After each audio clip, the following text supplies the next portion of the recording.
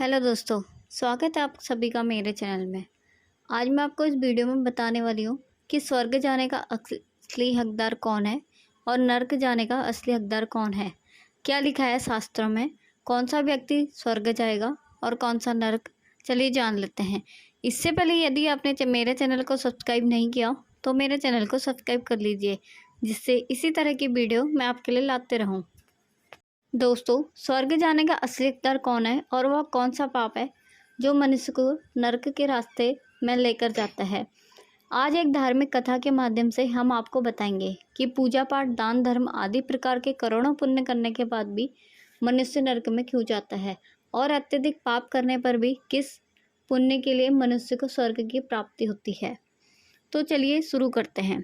दोस्तों, मध्य देश की बात है। एक ही समय पर 5 मनुष्यों की मृत्यु हो जाती है और वह सभी यमलोक में पहुंच जाते हैं। यमलोक का दृश्य देखकर वे भयभीत हो जाते हैं।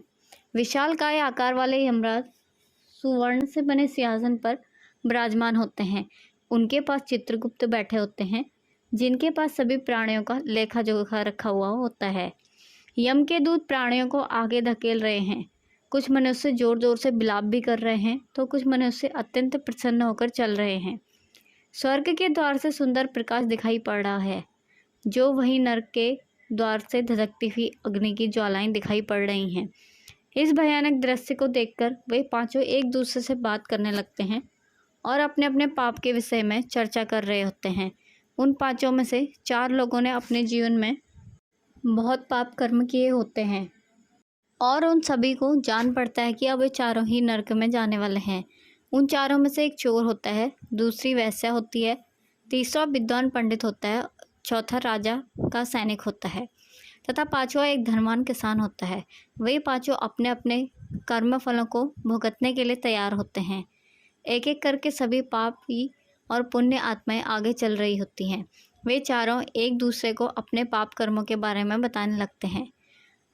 पहला चोर कहता है, भाई मैं तो पक्का नरक में ही जाऊंगा, क्योंकि मैंने बहुत बार चोरी की है, दूसरों का धन लूटा है, दूसरों को तकलीफ भी दी है।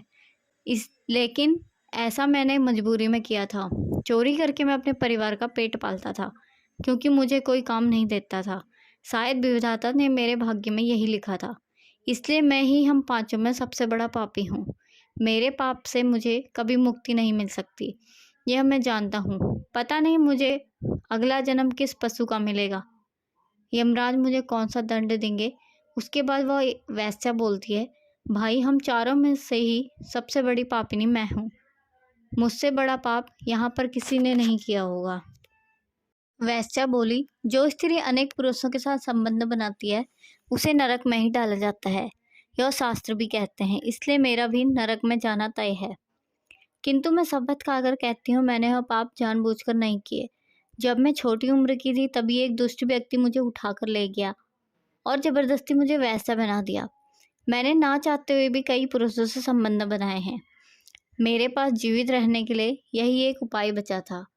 मैं करती भी तो क्या करती, मेरे पास इतनी शक्ति नहीं थी कि मैं उस दुष्ट पुरुष से लड़ सकूं। पता नहीं किस पाप के कारण मुझे इस जन्म में वैसा बनना पड़ा और ना जाने आगे मुझे किस पशु के रूप में जन्म लेना पड़ेगा। मेरे पाप से ही जान पड़ता है कि मैं पक्का नरक में ही जाऊंगी। उसके बाद वह सैनिक बोलने लगता है, भाई हम चारों में से सबसे बड़ा पापी तो मैं ही हूँ। मैंने बहुत बड़े पाप किए हैं। मैं राजा का सिपाही था, इसलिए मैं लोगों पर जोर जबरदस्ती करता था। मैंने कितने प्राण लिए हैं, ना जाने कितने मासूम लोगों को सताया है, ना जाने कितने निर्दोष लोगों को मेरे हाथ से दंड मिला होगा। यमराज मुझे कभी क्षमा नहीं करेंगे और मैं निश्चित ही नरक में ही जाऊंगा। लेकिन मैंने यह सभी पाप जानबूझकर नहीं किए।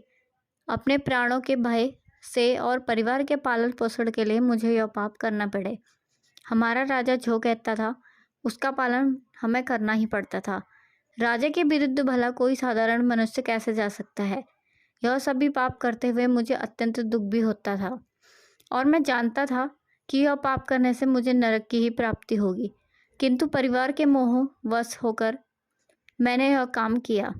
लेकिन पाप तो पाप होता है, पाप करके पश्चाताप करने का क्या फ़ायदा, इसलिए मेरा नरक में जाना तो तय है।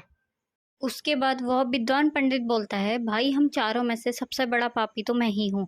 तुम लोगों ने जो पाप किए हैं वह जाने अनजाने में किए हैं, या किसी ने तुमसे ज़बरदस्ती करवाए हैं, या मजबूरी में किए गए हैं। परंतु मैं तो विद्वान था, मैं सब सत्य असत्य जानता था, मुझे सच और झूठ का ज्ञान था। लेकिन फिर भी मैंने धन के लोभ में ये पाप किए हैं। शास्त्र कहते हैं कि जो सब कुछ जानबूझकर पाप करता है वह निश्चित ही नरक में गिरता है। मैंने अपने ज्ञान का दुरुपयोग किया है। मैंने अपने ज्ञान का उपयोग लोगों की सहायता के लिए नहीं बल्कि धन को कमाने के लिए किया है। मेरे घर की परिस्थिति अत्यंत गरीब थी। मेरे पिता भिक्षा मांगकर गुजारा करते थे, लेकिन मैंने अपने घर की गरीबी को दूर करने के लिए धन लेकर ज्ञान देने की चेष्टा की। शास्त्र कहते हैं, जो विद्वान ब्राह्मण अपने ज्ञान का दुरुपयोग करता है उसे निश्चित ही नरक में जाना पड़ता है। मैंने लोगों को ज्ञान देने के बदले उनसे धन लिया है, कभी किसी को मुफ्त में ज्ञान नहीं दिया। इसलिए आप चारों में से सबसे बड़ा पापी तो मैं ही हूँ और मुझे ही नरक में जाना पड़ेगा। उन चारों की बात सुनकर वह धनी किसान हंस पड़ा और बोलने लगा, तुम चारों में इतने बड़े पापी हो कि तुम लोगों को नरक में ही जाना पड़ेगा। तुम लोगों ने घोर पाप किए हैं और इसलिए यमराज तुम लोगों को कभी माफ़ नहीं करेंगे। यहाँ पर मौजूद मैं अकेला ही सबसे अधिक पुण्यवान हूँ। मैंने अपने जीवन में बहुत पूजा पाठ किया है, ब्राह्मणों को दान दक्षिणा दी है, मैंने मृत्यु से पूर्व गाय का दान भी किया है, और अब मेरे सभी पुत्र पौत्र मेरी आत्मा की मुक्ति के लिए बड़े कार्यक्रम का आयोजन भी कर रहे हैं। वे मेरे लिए श्राद्ध दान तर्पण कर रहे हैं, यज्ञ कर रहे हैं, इसलिए मैं सबसे अधिक पुण्यवान हूँ। मेरी 3 पत्नियाँ हैं और 10 पुत्र हैं। इतने लोग मेरी मुक्ति के लिए उपाय कर रहे हैं।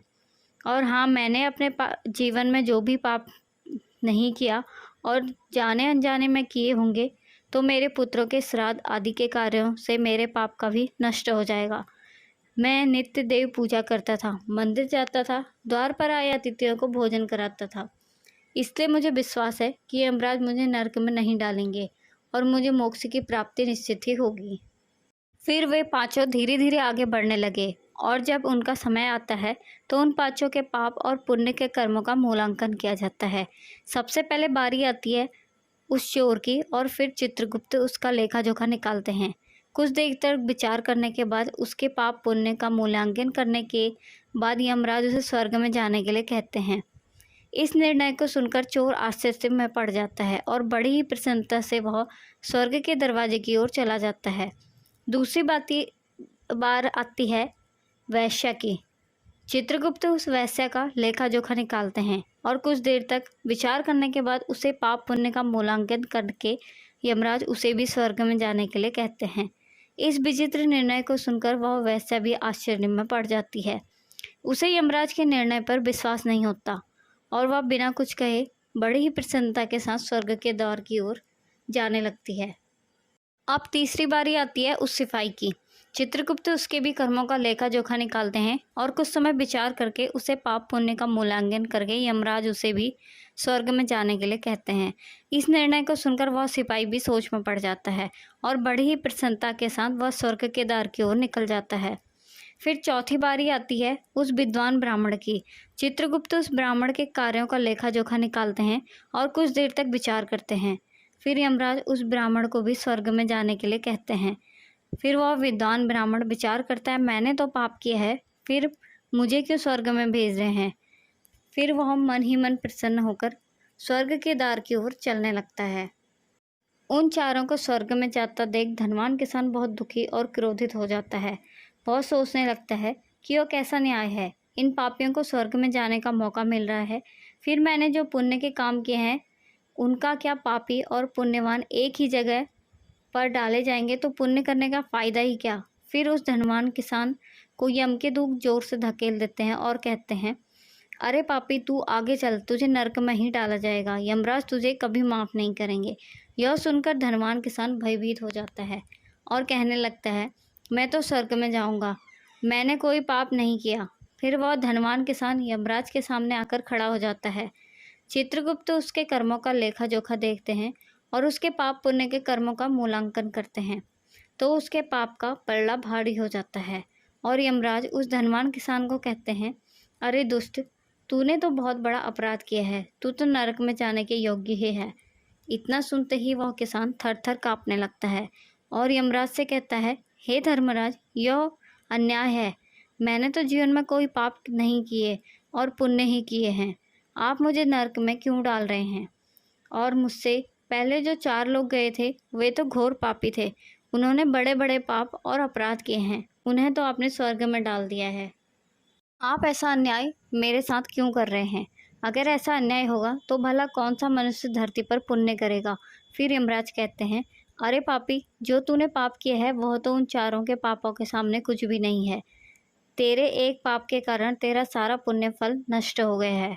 यदि तूने वह पाप नहीं किया होता तो तू स्वर्ग में जा सकता था, लेकिन तूने वह पाप जानबूझकर किया है, इसलिए तुझे नरक में अवश्य जाना पड़ेगा। उस चोर ने तो मजबूरी में चोरी की थी, परंतु वह चोर तो दूसरों की भूख मिटाता था, गरीबों को दान करता था। उसने कभी किसी निर्दोष गरीब व्यक्ति के घर चोरी नहीं की। उसके पुण्य कर्म उसके पाप से अधिक थे, इसलिए वह स्वर्ग में गया। दूसरी जो वैश्या थी, उसने अपने मन से वैश्या नहीं बनी थी, उसे ज़बरदस्ती डाला गया था। और उस वैश्या ने न केवल अपने शरीर को पीड़ा दी है, बल्कि बाकी कार्य तो उसने पुण्य के ही किए हैं। वह पशु पक्षियों को रोज़ दाना डालती थी, जानवरों की सेवा करती थी, इसलिए उसका भी पुण्य पाप से बड़ा है। तीसरा वह सिपाही जिसने राजा के हुक्म का पालन किया था, किंतु उसने भी बहुत बड़े पुण्य के काम किए हैं। उसने कई बेसहारा लोगों की मदद की है, इसलिए वह भी स्वर्ग में ही गया है। और चौथा वह विद्वान ब्राह्मण, उसने अपने ज्ञान का दुरुपयोग अवश्य किया है, किंतु वह नित्य गाय की सेवा करता था, दान धर्म करता था, इसलिए उसके पुण्य पाप से अधिक थे और वह भी स्वर्ग में ही गया। इतना सुनकर वह धनवान किसान बोलता है, हे धर्मराज, इन चारों ने जो भी पुण्य किए हैं वह तो मैंने भी किए हैं, बल्कि उनसे ज़्यादा ही किए हैं। फिर भी मैंने ऐसा कौन सा पाप किया है जो मुझे नरक में भेजा जा रहा है?